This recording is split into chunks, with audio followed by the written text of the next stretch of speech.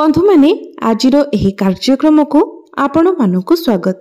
आजिर एही कार्यक्रमटी कुंभ राशि व्यक्ति विशेष मानक पई बहुत गुरुत्वपूर्ण अटे। कारण कुंभ राशि व्यक्ति विशेष मानकर जीवन एही दीपावली पर्व ठारू बदलिबाकु जाउछे। कारण ग्रह नक्षत्र मानकर चलन रे एक बड़ परिवर्तन हेबाकु जाउछे।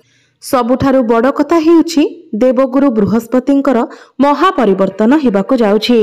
दीपावली ठीक 2 दिन पूर्व अर्थात 18 अक्टोबर को गुरु निजर महापरिवर्तन करबाकु जाउछन्ते। गुरु आपणकर षष्ठ भाव को चलन करबाकु जाउछन्ते।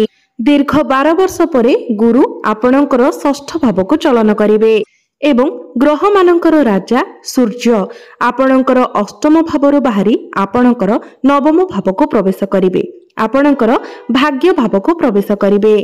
आपणकर नवम भावरे बुधादित्य राजयोगर निर्माण हेबाकु जाउछि, जहा आपणकर भाग्य को प्रबल बनाइबाकु जाउछि। किंतु शुक्र आपणकर अष्टम भाव को चलन करिवे। ग्रह मानकर एभଳି राशि परिवर्तन फलरे आपणक जीवन रे किछि बड़ हेबाकु जाउछि। आपणक जीवन रे जो सब समस्या लागि रहितिला से सब दूर हेबाकु जाउछि।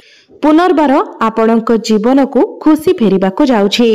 तेबे आसंतु जानिबा एही पवित्र दीपावली पर्व ठारू आपणक जीवन रे कोन सबु बड़ परिवर्तन हेबाकु जाउछि। तो भिडियोटी रे आगको बढ़िबा पूर्वरु जदि आपणकर मध्य कुंभ राशि होइथाय तो भिडियोटी को लाइक करी चैनल टी को सब्सक्राइब करि दियंतु एवं कमेंट बॉक्स रे भक्ति एवं श्रद्धार सहित जय श्री जगन्नाथ जय मां लक्ष्मी निश्चय लिखंतु। तो बंधु माने आपण माने जानि रखंतु जेमिति ही 18 अक्टोबर को देवगुरु आपणकर षष्ठ भाव को प्रवेश करिवे। आपणक जीवन रे 5टी बड़ घटना घटिबाकु जाउछि। बंधु माने बृहस्पति आपणकर षष्ठ भाव रे उच्चस्थ हेउछन्ति। षष्ठ भावटी होइथाय रोग ऋण एवं शत्रुर भाव, समस्त प्रकारर कंपिटिशन रो भाव। षष्ठ भावटी चाकिरीर भाव मध्य होइथाय। कोर्ट कचेरी माली मकदमार भाव होइथाय। रोगर भाव होइथाय। तेबे 18 अक्टोबर को जेतेबेले गुरु आपणकर षष्ठ भावरे उच्चस्थ होइजिबे, प्रथम बड़ घटना एहा घटिबो कि पूर्वरु जदि आपणकर किछि ऋण करजर समस्या लागि रहिथिला, आपण ऋण करजर माया जाल रे फसी रहिथिले, ऋण करज को नै आपण बहुत अधिक समस्या रे थिले, तो वर्तमान बृहस्पतिंकर षष्ठ भाव को चलन आपणकु ऋण करजरु मुक्ति देबो। जदि आपण चाकिरी को नै कि समस्या रे अछंती, बहुत अधिक चिंता रे अछंती, किंबा चाकिरी क्षेत्र रे आपणकु प्रमोशन मिलि पारु नाही, ऊपर ऑफिसरंकर सपोर्ट आपणकु मिलि पारु नाही, तो आपण निजे देखिबे 18 अक्टोबर ठारू आपणक जीवन रे बड़ परिवर्तन आसीबाकु लागिबो। आपण देखिबे आपणकु नूतन चाकिरी मध्य प्राप्ति होई पारे। जदि आपण चाकिरी करूछंती तो चाकिरी क्षेत्र रे प्रमोशन हेबार मध्य जोग बनुछि। आपण आपणकर चाकिरी क्षेत्र रे बहुत अधिक उन्नति एवं प्रगति करिवे। जो अज्ञात भय आपणकर मन भितरे चालू अछि कि आपणकर चाकिरी क्षेत्र रे किछि समस्या हेबो नाही, तो आपणकर कार्य क्षेत्र रे किछि समस्या आसीबो नाही, तो ही समस्त भयरु आपणकु मुक्ति मिलि जिवो। पूर्वरु आपणकर स्वास्थ्य रे जदि किछि समस्या थिला तो सेथिरु मध्य आपणकु मुक्ति मिलि जिवो। आपण निजको स्वास्थ्यवान अनुभव करिवे। कोनोसी भी लंबा बीमारी रे जदि आपण पडिछंती, जदि हॉस्पिटल रे आपणकर बहुत अधिक टंका खर्च हेउछि, एही सब क्षेत्ररु आपणकु मुक्ति मिलि जिवो। एही दीपावली परे जदि आपण कोनोसी कंपटीशन रे पार्टिसिपेट करबाकु चाहुछंती, तेबे देवगुरु बृहस्पतिंकर कृपारु समस्त कंपटीशन रे आपणकु सफलता प्राप्ति हेबो। गुरुंकर षष्ठ भावरे गोचर करबाकु शत्रुहंता जोग बोली माना जाय थाए, तो समस्त शत्रु मानक ठारू मध्य आपणकु मुक्ति मिलि जिवो। बंधु माने देवगुरु बृहस्पतिंकर 3टी दृष्टि रहि थाए, पंचम दृष्टि, सप्तम दृष्टि एवं नवम दृष्टि। पंचम दृष्टि रे गुरु आपणकर दशम भाव अर्थात क्यारियर भाव को देखुछन्ते। तो ही दीपावली परठारु आपणकर क्यारियर रे आपणकर कर्म क्षेत्र रे किछि ना किछि बड़ परिवर्तन निश्चित भावरे हेबाकु जाउछि। आपणकु नूतन चाकरी मिलिबा सहित कार्य क्षेत्र रे आपणकु प्रमोशन मध्य मिलिबो। कर्म स्थान रे आपणकु सफलता मिलिबो। ऊपर ऑफिसरंकर सपोर्ट मध्य आपणकु प्राप्ति हेबो। आपणक पाखकु नुआ नुआ काम आसीपारे। प्रत्येक टार्गेट को अचीव करिबारे आपण सफलता हासिल करिवे। पूर्वरु एठारे मंगल एवं बुध मध्य विराजमान अछंती। कर्म क्षेत्र में आपणकर साहस पराक्रम मध्य बढ़िबो। आपणक मध्यरे बुद्धि एवं ज्ञान बढ़िबो। जदि आपण व्यापार वाणिज्य करूछंती जदि आपण माने व्यापार वाणिज्य करूछंती तो व्यापार वाणिज्य क्षेत्र में आपणकर बहुत अधिक उन्नति हेबो। एही समय रे आपण परिश्रम कम एवं लाभ अधिक पाइबे। आपण स्मार्ट वे रे काम करबा को पसंद करिवे। आपणकर मैनेजमेंट स्किल बहुत भल रहिबो। कम्युनिकेशन स्किल रे मध्य डेवलप आसीबो। जो काम गुड़िक आपणकर अटकी रहितिला जेते चेष्टा परे मध्य आगो को बढ़ी पारु नथिला अनेक बाधा विघ्न आसुथिला वर्तमान आपणकर प्रत्येक अटकी रहितिबा कार्य संपूर्ण हेबाको जाउछि। सूर्य मध्य आपणकर भाग्य भाव को चलन करूछंती तो सरकारी क्षेत्र रे आपणको बहुत बड़ सफलता प्राप्ति हेबो। एहा सहित आपणकर कर्म क्षेत्र रे ट्रांसफर हेबार मध्य जोग बनुछि।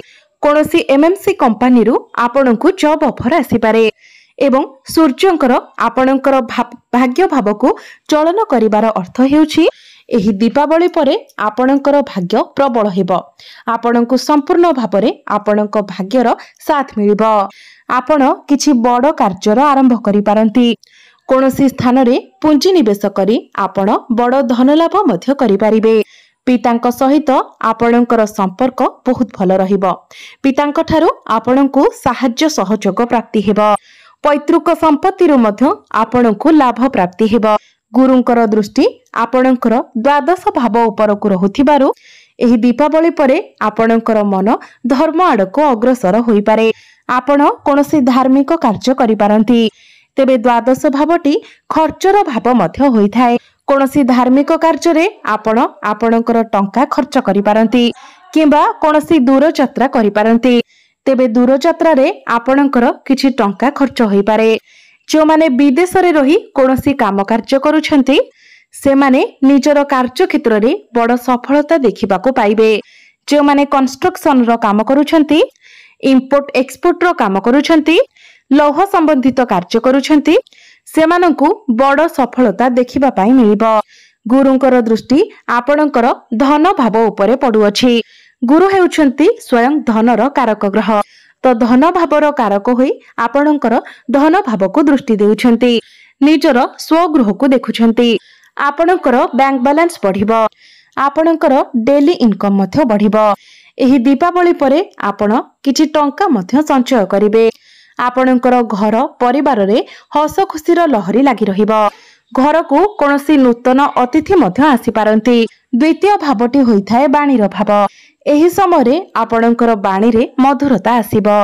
लोक माने आपणकर बाणी द्वारा आपणको आडको आकर्षित हेबे। एही समय आपण किछि छोट मोट जागा को मध्य यात्रा करि पारंती।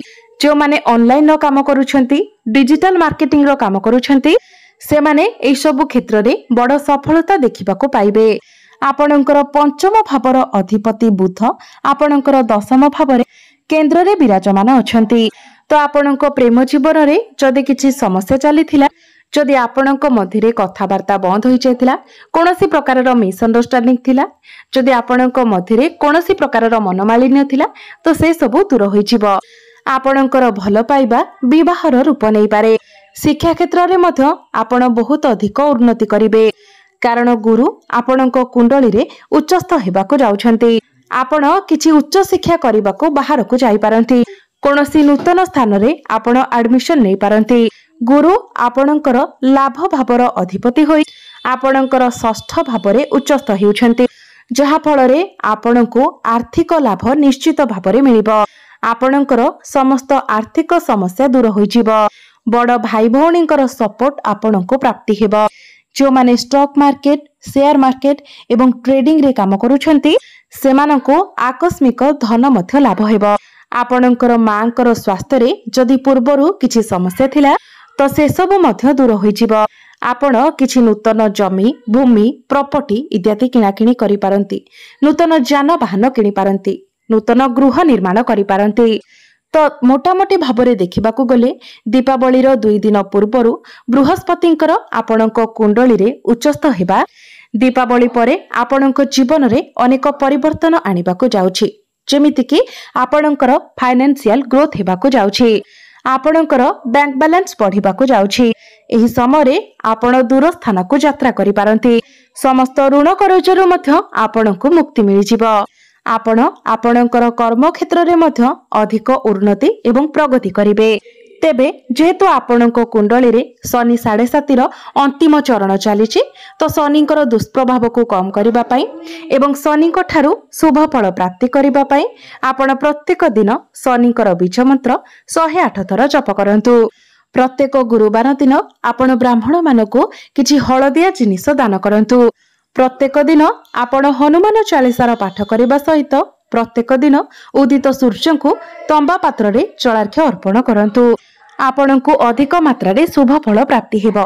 तो बंधु माने आपणकर जीवन मंगलमय हो, एहा ही ईश्वरक निकट